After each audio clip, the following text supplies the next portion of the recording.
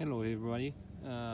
In this video I want to give you some updates about Specter, my Specter 700, and because I did some changes recently and I want to keep you up to date with what I'm flying. So let's see. So we have the Hobby Wing on 130 amps ESC here. It runs fine on my setup, there's no issue at all.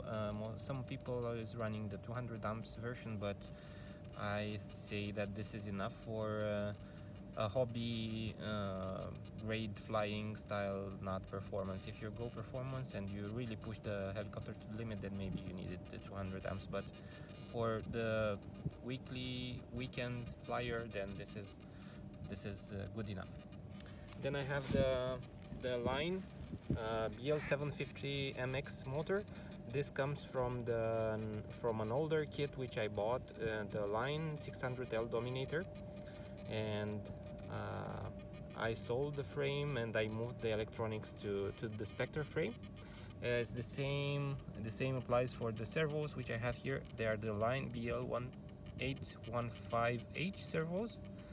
They are still coming from the same kit which I bought like 4 years ago. The servo are running really well. I have maybe more than 400 flights with them.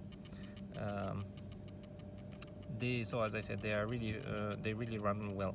They were a bit controversial at the beginning because there were some batches which were not running fine on the high voltage setup. But my servos came from a good batch and I have no issues with them at all. They're still running strong. Here is the flybarless unit, which is the Brain 2. I recently switched to Radio Master TX 16S and I have set up the integration, the Brain 2 OpenTX integration, and I'm using the RXSR receiver, FR Sky receiver, which gives me this option to run the OpenTX Brain 2 integration. It's really nice integration. You will not really understand how useful it is until you have it. Then a new world will open up because you can actually test and change and